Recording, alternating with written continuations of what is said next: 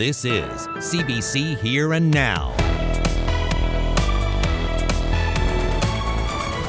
Very disheartening. Bring you to tears, really. To sit there and remember Kevin and think good, happy thoughts. A community is scared to lose a place it calls sacred. St. Vincent's fight for its memorial garden. That's coming up. When I got my license, I knew I wanted to do something special in aviation, but I wasn't sure exactly what I wanted to do. But once my sister flew around the world, I knew that I too also wanted to fly around the world. Following in the footsteps or flight paths of his father and older sister, this 17-year-old is gunning to be the youngest pilot to fly around the world. Good evening and welcome to Here and Now. I'm Carolyn Stokes. We begin tonight on the southern shore. The community of St. Vincent's is pushing back. It's a situation we're seeing play out right across the province. Funds from the pending sale of their Catholic church will go to compensate the victims of Mount Cashel, but as Henrika Wilhelm reports, residents are now fighting to save another community space. It's not the church people in St. Vincent's are worried of losing. It's a memorial garden right next to it. The community organized a rally today that drew in about 100 people to raise awareness for the looming threat. It's very, very heartbreaking. It's discouraging. I'm angry. It brings out a lot of anger. And it seems like, like the Archdiocese, like it's almost like we're left by the wayside. It's like they don't care. Nobody cares. My son gave his all, along with many more veterans. And it's just so sad. It's a place to remember veterans, including Kevin Kennedy, who was killed by a roadside bomb in Afghanistan in 2007. My son was a wonderful human being. He was very, very dedicated soldier. He was a wonderful young man. He loved sports. He was a great student when he was going to school. He was the life of a party. He loved to keep everybody upbeat. I served with Kevin in 2007, a young lad, 20 years old.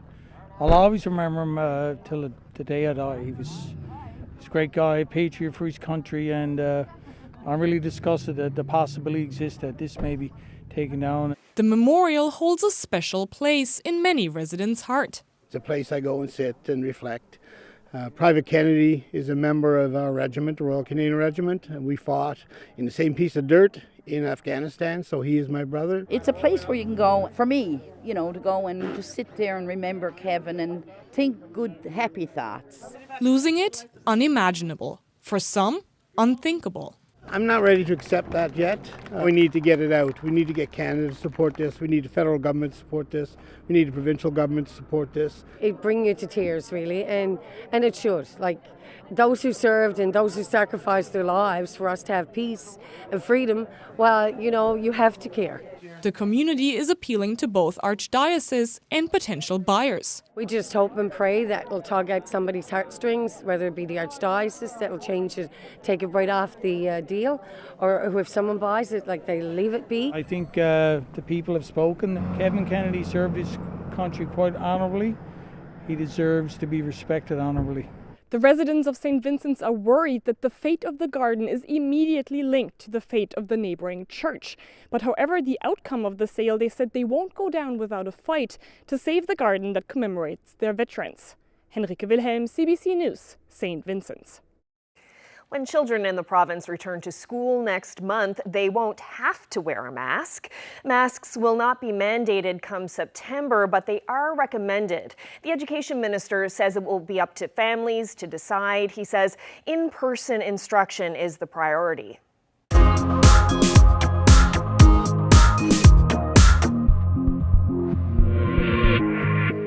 School is an inclusive environment and masks are welcome. But equally, if you're a student or a parent of a student and feels that masks are not necessary, you're welcome too. So any student who feels they would benefit from a mask is more than welcome to wear it. And indeed, Dr. Fitzgerald recommends masks under those circumstances where people feel concerned. There's no crystal ball here. But, we will look at things like attendance. And obviously, the most important consideration will be what public health are telling us and advising us. Now, K-12 students return to school on September 7th. The department says schools will reopen under the same conditions as when classes ended in June. Teachers and students are being told to stay home if you're sick, unless it's a runny nose or lingering cough not caused by COVID. All students, teachers, and staff are being advised to stay up to date on their vaccinations. The department says Chromebooks will remain available to junior high and high school students. Well, pharmacies in this province are feeling the effects of a global children's Tylenol shortage. The over-the-counter medication is used for fever and headaches. The head of the province's Pharmacists Association says some local pharmacies have it on hand while others do not. The group says there's a high need for the medication as pandemic restrictions ease and children return to public spaces. Anyone who can't find medication is being advised to ask a pharmacist for help. And the largest of the 3 major forest fires in Central could get worse.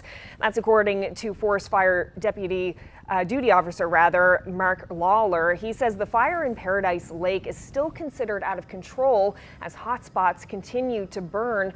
Lawler calls the fire a sleeping giant and says hot, dry weather conditions could cause it to flare up again.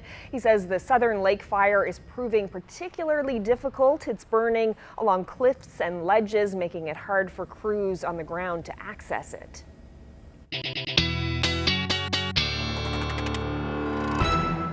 Well, the good news is that there is some rain on the way over the next couple of days, and we're starting to see some of that right now thanks to an area of low pressure. Beautiful, warm, sunny day up across the Big Land. You're going to see some of this cloud cover move in over the next couple of days, but right now it is all for the island, and we're already starting to see some of that heavier rain further east, but we're expecting that to continue as we head through the evening hours tonight. Environment Canada, in fact, has issued a special weather statement for pretty much all of the island except for the northern peninsula, so we could see some heavy rain. So models are showing some of that heavier rain moving in as we head through the overnight tonight and into tomorrow.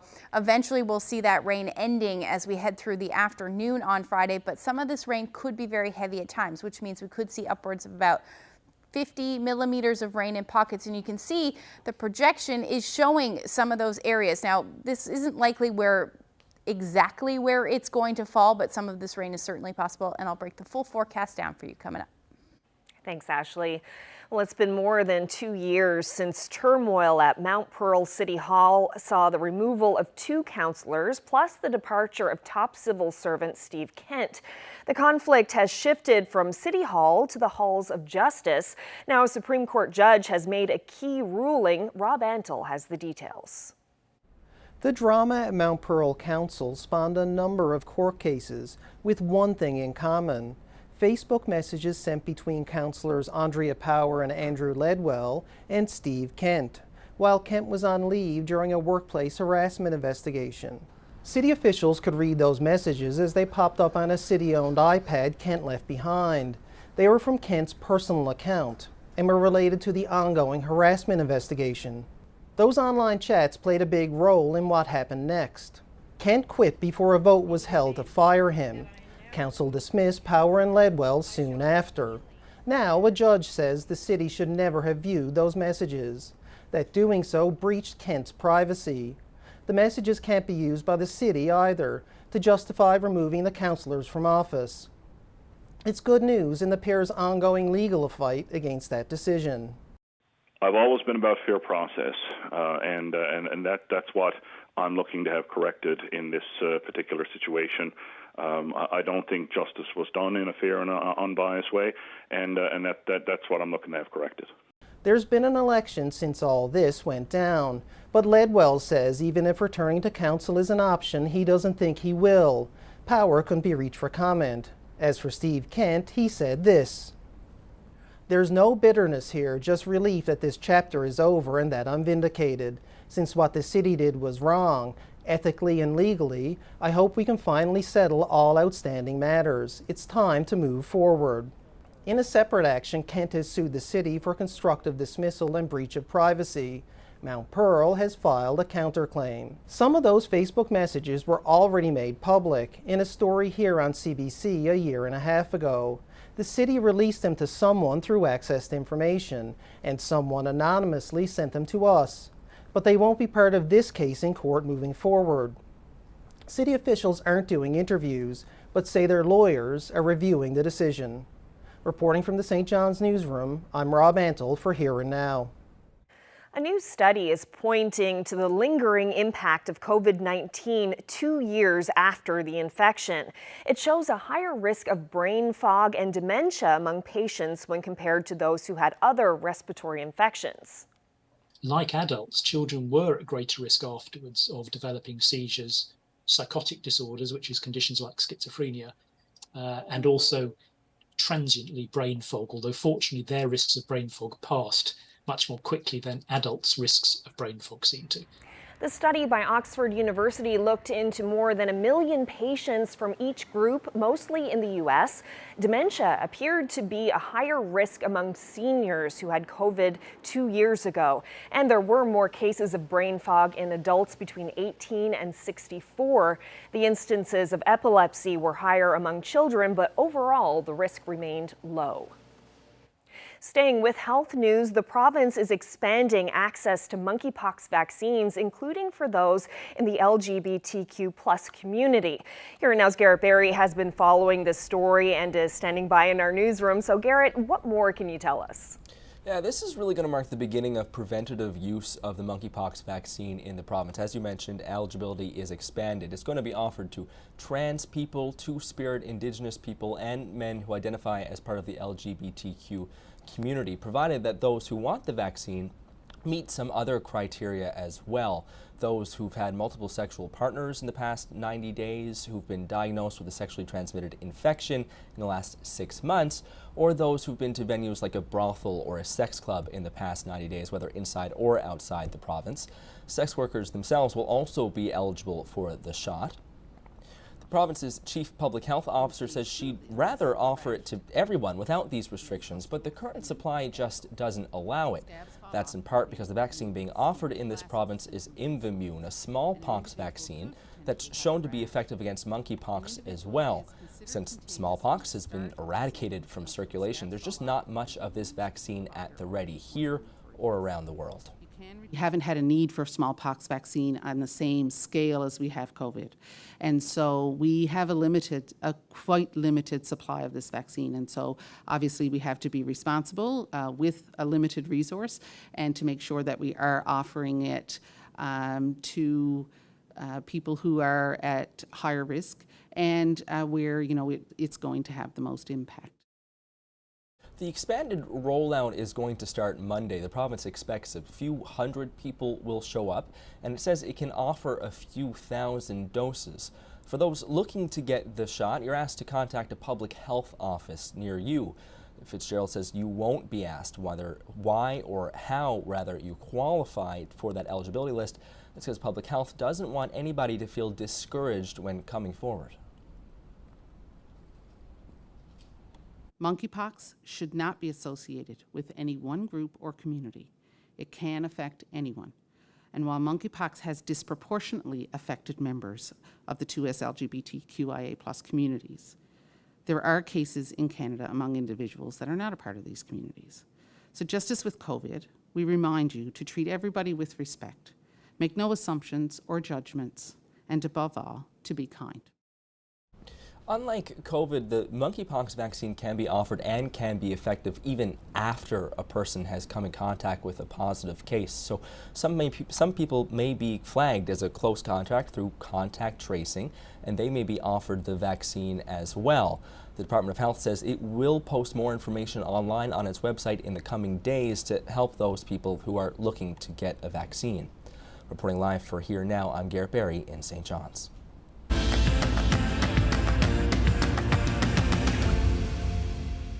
A teenager from Belgium is on his way to becoming the youngest person to fly solo around the world.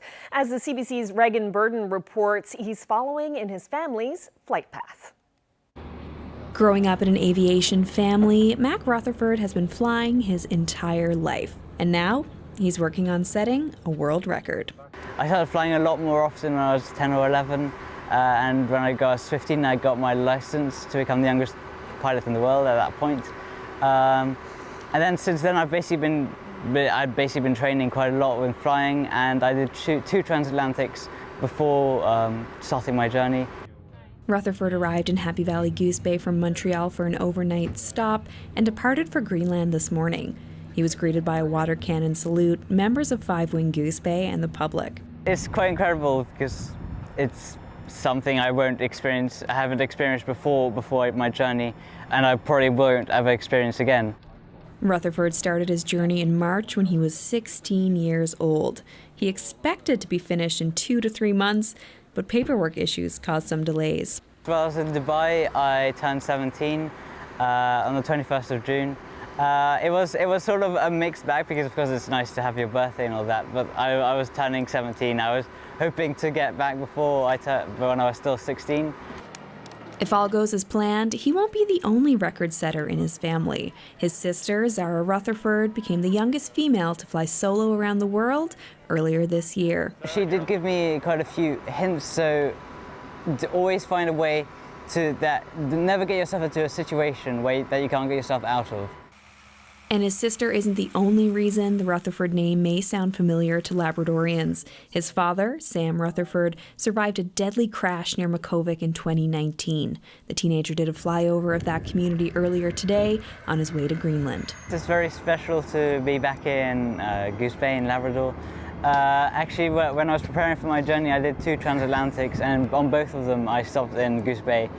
So it's really nice to be back here and just be able to experience it all over again. Rutherford hopes to be back in Sofia, Bulgaria in just under a week, making him the youngest person to fly solo around the world. What's in store after that? Rutherford hopes to finish high school. Reagan Burden, CBC News, Happy Valley Goose Bay. In the final meters, the race seemed too close to call. But Tennant won in a time of 52.77.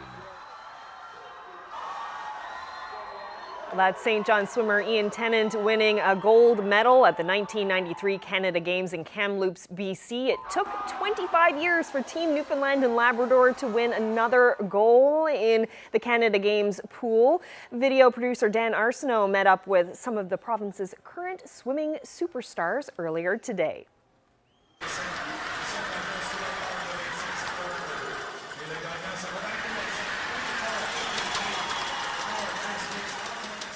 I think I had the best race of my life, and I really put it all in, and it came out, and my hard work really paid off. You won the goal, which is great enough, but then you got word that you set a record. Can you talk about that? Yeah, finding out the Canada Games record, that was awesome. It was a great feeling to know that I beat the record, and I'm just happy that I could put my name in those books. The bronze medal will be presented by Vincent, and the winner is Nate Loshcombe from Newfoundland. That was surreal. Like, I could not believe it that day because I didn't go into the race thinking I was going to win a medal. So to touch the wall and realize that I'd won a medal was just insane. And the whole ceremony was just great. And like having the team there and my family there, couldn't believe it. It feels great to represent NL and show off what we got to the rest of Canada. Yeah, it just feels great to be like medalist for Newfoundland, and like to know that it doesn't happen very often, especially in summer games. Just to be like in that small pool of people just feels fantastic, and like being able to represent the province on a national scale just feels great. Yeah, it was a lot of fun, like hanging out with everyone and getting to meet people from all over the country and competing and everything. It was great. Tons of people coming up to me that I don't even know and saying congratulations. It feels amazing. Yeah, it's been really cool, just like people coming up and like saying things to me that like I'd never met people before, and it's been really weird, but it's been nice. And what's next for you guys? Next, just gonna take some time off and hopefully get off to a good start next year. Yeah, a lot of sleep for sure. Just going home, taking a rest, and getting ready for the next season, I'd say. Well deserved, I'm sure. Well, Chris Weeks not only won gold in the 50-meter men's butterfly, he set a new Canada Games record. Nate Luscombe picked up Team NL's first medal of the Games, winning bronze in freestyle paramail, as well as picking up silver in 50-meter freestyle paramail. And how's this for inspiring? Nathan actually has spina bifida. His parents signed him up for swimming to help with the extreme back pain after he had difficulty running and walking. His mom tells us swimming has been life-changing for him.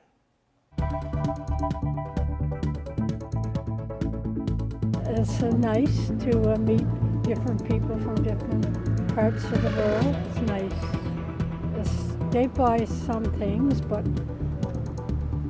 some of them are from warmer countries, so, and I have knitted goods, but they say it's nice work. They like the work. For the first time, the Borealis cruise ship docked in Corner Brook. The vessel, part of the Fred Olsen cruise line, docked this morning around 9 a.m. The ship carries as many as 1,360 passengers and nearly 700 crew. Some of the passengers ended up at the square in front of City Hall, where there was music and local artisans. I'll take a live look outside right now. A little bit rainy. We do have some more rain on the way for tonight. Weekend looks a bit better. I'll get into that detail. Come on, coming up.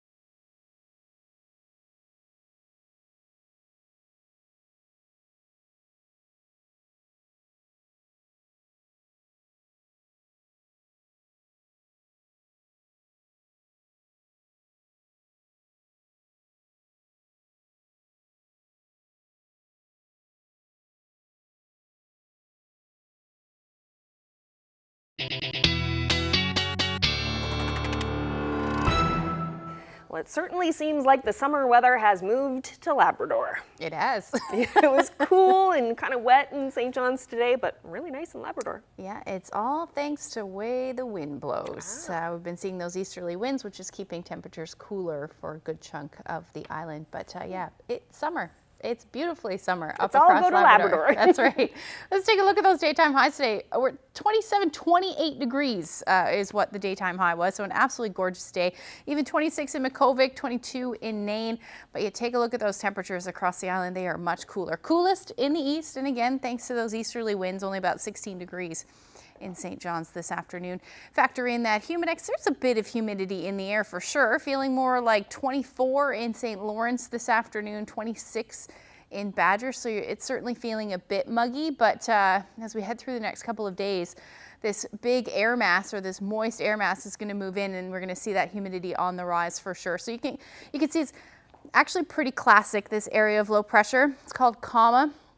And you can see, because it looks like a comma in the from the sky, and we've got that area of low pressure over the Maritime provinces, but we do have a couple of fronts associated with it, and it's drawing all of the moisture from the tropics, and that's why we're going to see some of that humid air move right back in as we head through the day, night tonight, and then into tomorrow. But it's also going to change the winds. We're going to say goodbye to those easterly winds.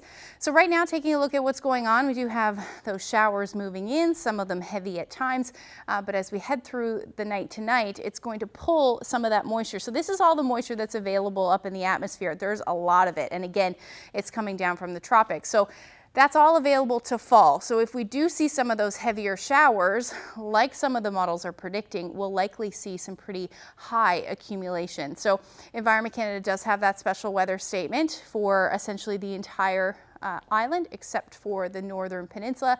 And the model's kind of picking up on it, but it'll likely be some showers and then some more showers behind it, and then it's all going to add up. But exactly where that falls is what's up in the air right now, which is why there's such a large swath of those special weather statements. So models showing those showers heavy at times right across the island through the overnight, even into the morning, early morning hours tomorrow for a good chunk of the island, and then by mid-morning tomorrow we should say goodbye to that chance of some heavy rain through the day. So as far as amounts go, pockets of 30 to 50 millimeters certainly possible. We could see some higher amounts. Now this isn't exactly where it's going to fall, but that chance is certainly there across the island as we head through into tomorrow morning. So temperatures tonight will sit somewhere between 15 to 17 or 18 degrees through the night. The winds will will ease. There's not a whole lot of wind out there right now anyway, but the northern peninsula, you will stay a little bit cooler than that, 12 to 13 degrees, and then up across the big land, quiet tonight, just those increasing clouds, and between 11 and 14 or 15 degrees through the overnight tonight. Now tomorrow, the heaviest rain should move off. Still the potential, though, to see some afternoon showers, maybe even some thunderstorms as well for the northern peninsula and along the northeast coast in the morning hours or maybe early afternoon. And the model's kind of picking up on that, too, so that potential is certainly there. And the chance of showers will generally stick around. Now, southeastern portions of Labrador as well as central Labrador will see that risk of showers move through the afternoon as well, and that will continue through even into Saturday morning with that potential. Temperatures tomorrow much warmer, back into the 20s. Again, that's thanks to the wind shifting out of the southwest between 20 to 40 kilometers per hour. You're also going to notice that humidity move back in, so it'll feel more like the 30s tomorrow afternoon. 25 in Clarenville, Bonavista, Marystown around 22 degrees as you head towards central. Again, that chance of showers and temperatures into the mid-20s. Along the south coast, likely going to hang on to some of those fog patches because we're going to start to see that southerly flow. And then same thing for Burgeo, Port Basque, and then Clarenville, or rather Corner Brook, sitting around 21 degrees tomorrow. Again, those winds around 20 kilometers per hour through the day. Northern Peninsula, your temperatures will be in the teens and then dropping like a rock compared to what we've seen today for Cartwright, down to 14 degrees. Thanks to a wind shift, easterly winds 10 to 15 kilometers per hour, but that should be enough to keep those temperatures fairly low tomorrow. The warmest temperatures will be across Labrador anyway, will be in the west and the north between 21 and 25 degrees, but really not a whole lot of wind to speak of, and then things will stay unsettled for you in Happy Valley Goose Bay. Now this isn't going to last long. We will see some temperatures warm up again, and I'll get into the long range forecast when I come back.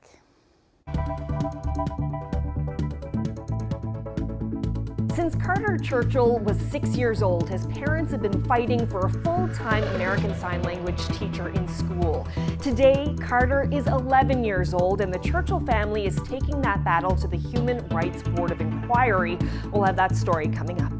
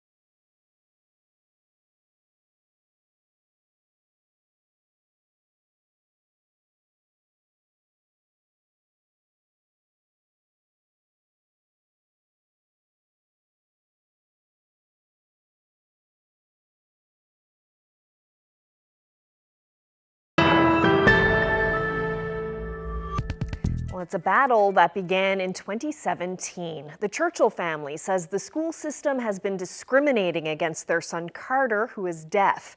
They've been fighting for their son to have a full-time teacher who is proficient in American Sign Language, and soon they'll be laying out their case in front of a Human Rights Board of Inquiry. I spoke with Todd and Kimberly Churchill about what they hope to gain from the inquiry.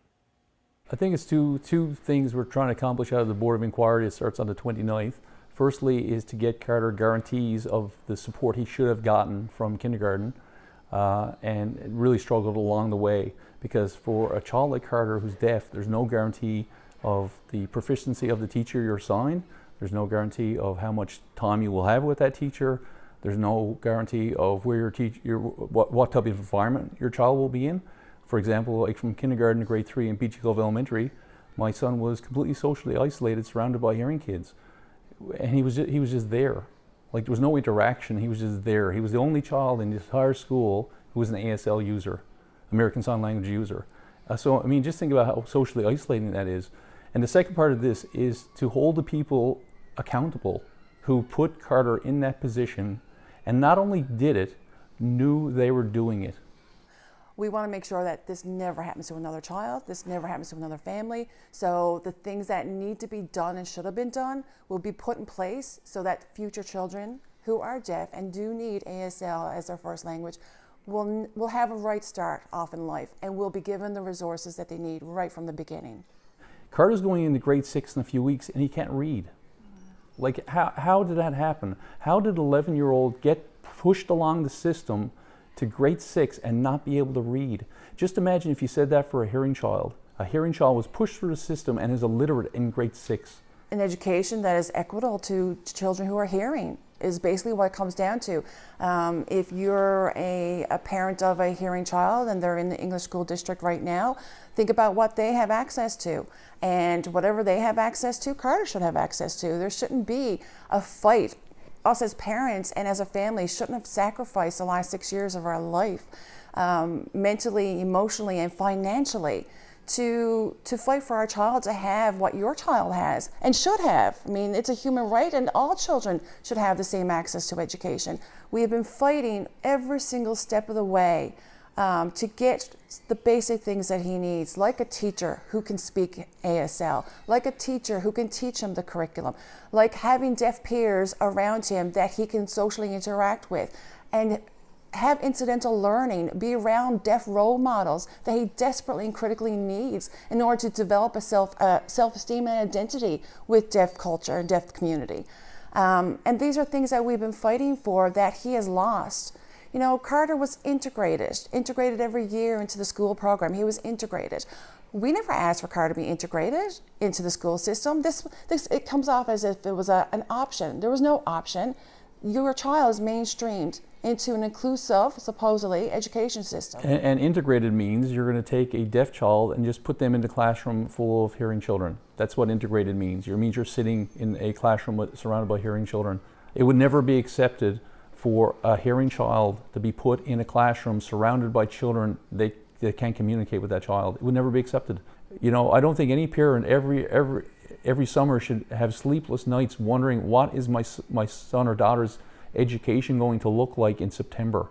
There should be some fundamental guarantee of a quality of education for your child, and you shouldn't have to spend $43,000 in legal fees getting it. And that's how much you've spent on this so far? That's to date, and you know, we've done a tremendous amount of work on our own in terms of research and compiling and providing responses to the district and the department. We spent several hundred hours of our own time, and even then the legal expenses are $43,000 and counting. We expect it to exceed $100,000. Something has to come out of this, Carolyn, because God help the future children that are deaf and need ASL. I mean, our fear is that if we get a finding that there was no discrimination, every deaf child going forward will be discriminated against, and they'll get away with it, because every time a parent tries to explain that it's discrimination, they'll hold up the finding in Carter's case and say, look, we have a case in 2022, we didn't discriminate, we can do this, it's okay. I mean, that's the thing we're fearful for. It's going to be given a brand of acceptance by the Human Rights Commission, and you know, I think we have very compelling evidence to say it's not, and we're very hopeful that that'll be the finding, so that no parent will ever have to go through what we've gone through. People have said to me, like, you know, what do you consider winning the case? And I don't even look at it in terms of context of winning. There's only degrees of losing, right? Because Carter has lost out. Even now that some of the supports were pretty good in 1 year at East Point and lesser in the following year, you know, he's substantially behind. In some subject matter, he's in kindergarten level curriculum, and he's going into grade 6. He can't read. Like how do we get a time machine to take Carter back to kindergarten and give him the education he should have gotten, that all the hearing classmates that he had received? How do we do that? How do we undo the damage? The damage is irreparable. So it's not even winning or losing, it's just degrees of losing now.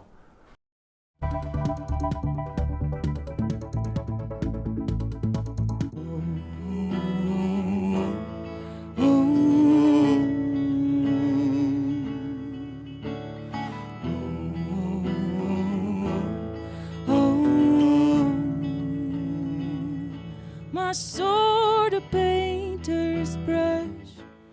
That's Nico Paolo, Steve Maloney, and Adam Hogan from a live music session they played on the St. John's Morning Show earlier today. We'll be back right after the break.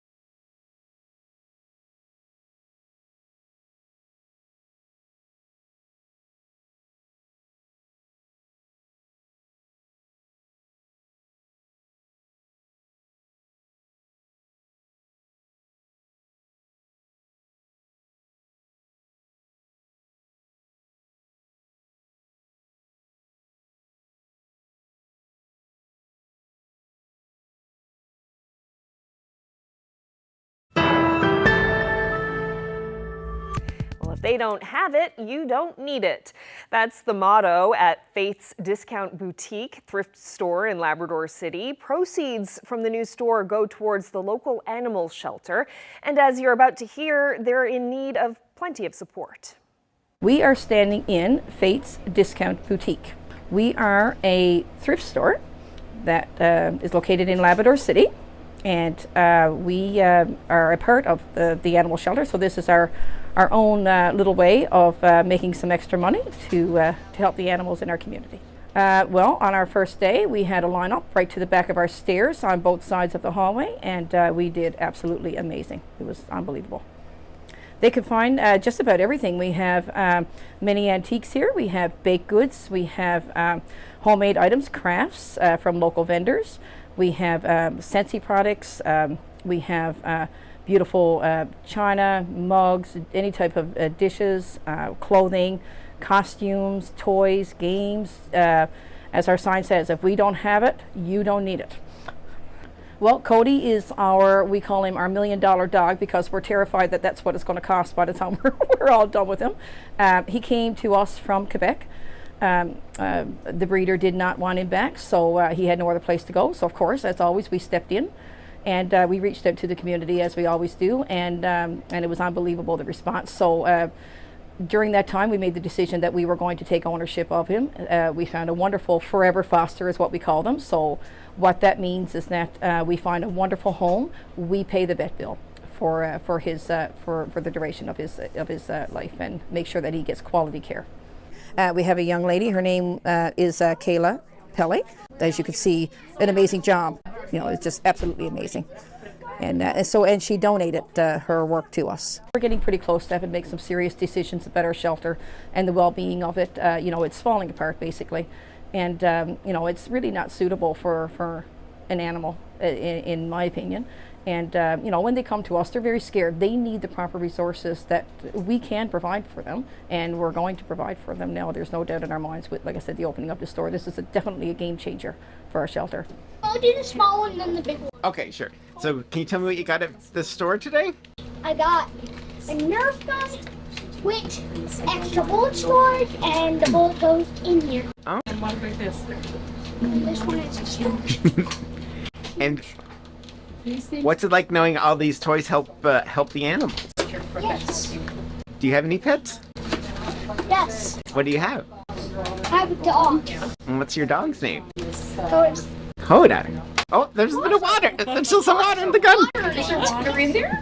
There's a little bit. Well, that's extra. There's water. We didn't charge you for the water. Oh my goodness. Oh, you can have the water. We'll give you the water. That's perfect.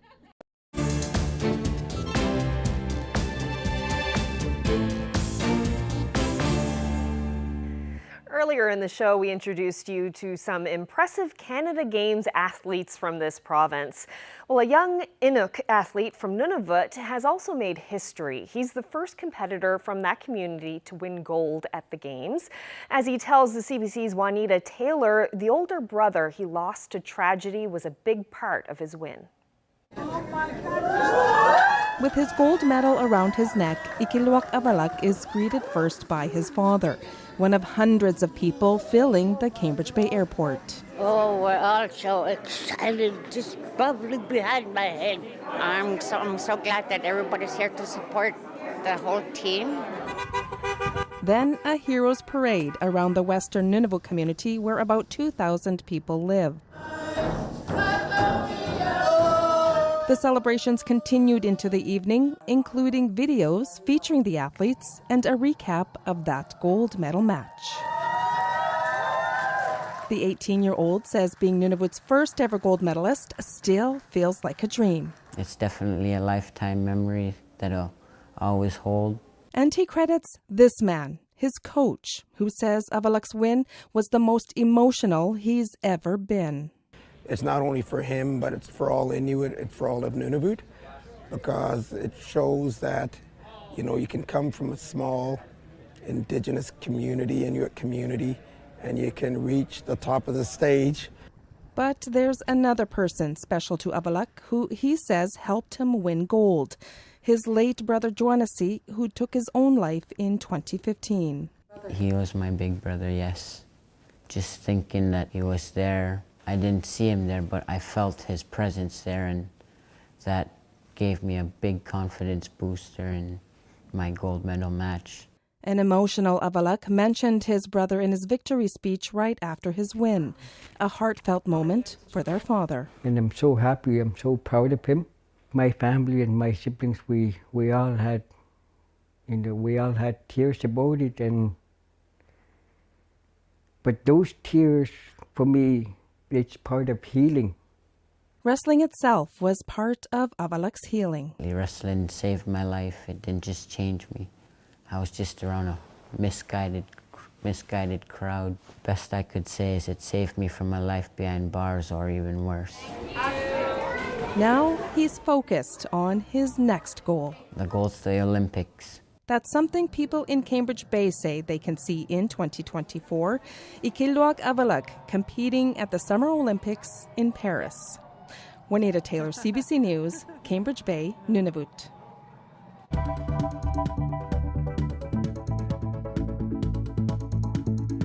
On the St. John's Morning Show tomorrow, she's the most decorated singles skater in Canadian history, but these days she's a full-time coach. Caitlin Osmond is back in her home province for the first time in years. I catch up with Caitlin tomorrow. And on Newfoundland Morning, Shelley Waja's new novel is set in rural Newfoundland, and it tackles some difficult subjects, including domestic violence. They'll speak with the author on tomorrow's show.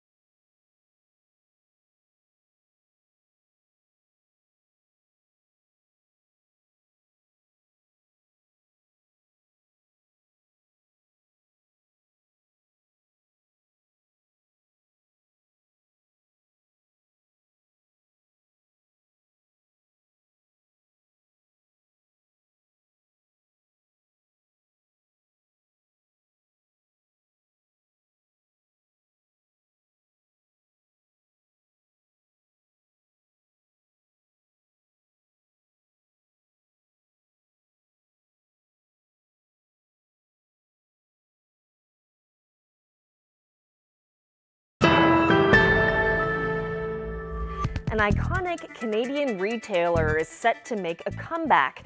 The Hudson's Bay Company is hoping to entice bargain hunters with the return of a discount brand. The CBC's Nisha Patel has the story. A decade after closing these doors, HBC wants to revive the Zellers brand at a time when more shoppers are looking for discounts. I love Zellers. I find their prices were good. I would love to see it come back. I think it would service a lot of people from different incomes. I think it's great, to have discount stores, especially for those who, can't afford the higher prices.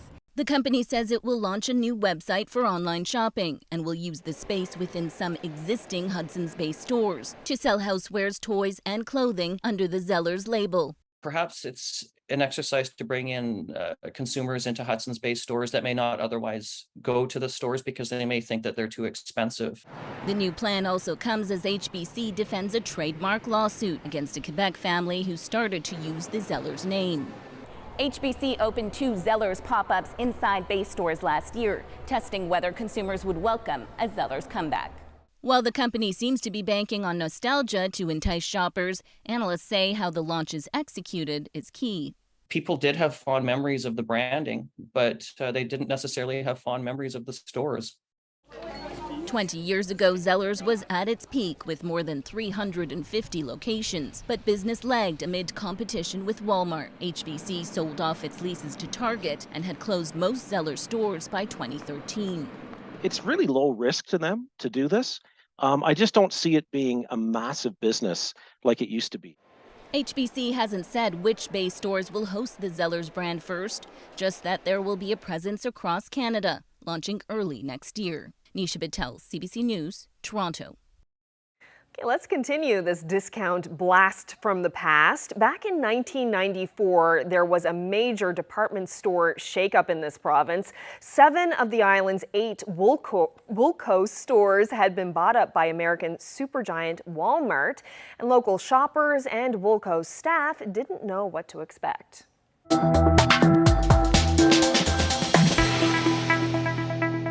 Walmart has a reputation as a fierce competitor, and now in a business coup, it's managed to get most of Woolco's Canadian stores.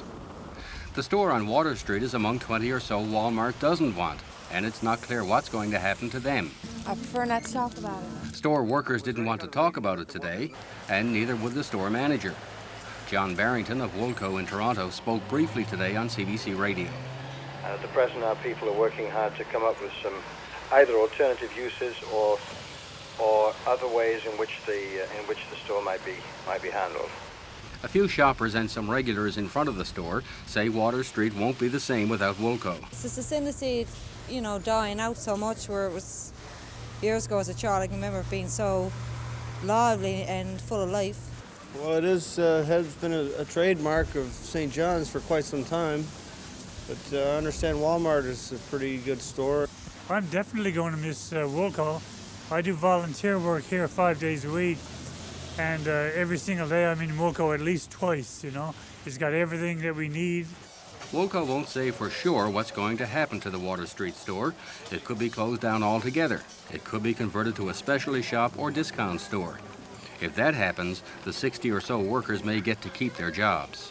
Bob Woolridge, CBC News, St. John's.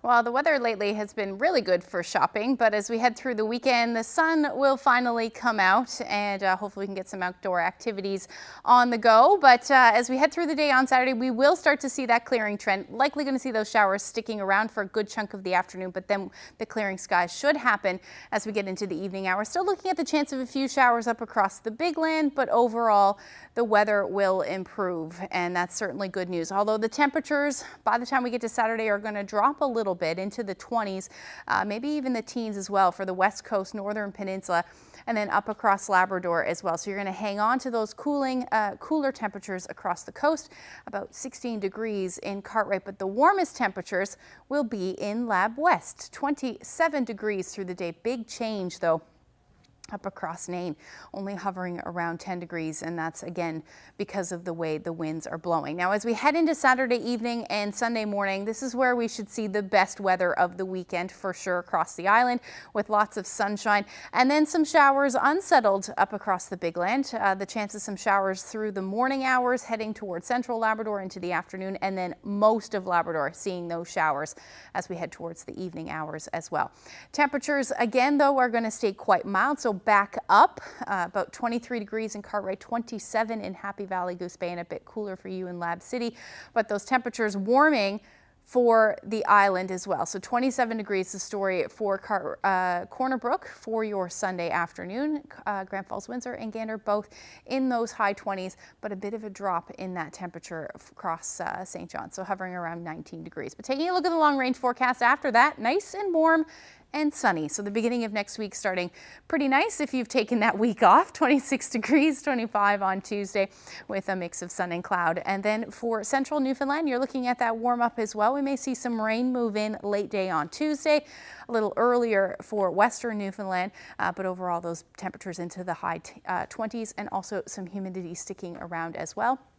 For eastern Labrador, about 22 to 25 degrees as you start next week, and then cooling a little bit for western Labrador down to the teens by the time we get into Tuesday. I had to share this great shot. Another sunset. Beautiful. This one from Bergio. Thank you so much for that, Derek and Sophia. If you have any weather photos, send them to my Facebook page, Twitter, or email them to nlphotos@cbc.ca. Oh, beautiful colors. Love it. Orange skies. Wonderful shot. Thank you so much. And that's it for us on this Thursday evening. Thank you so much for spending part of your night with us. Good night.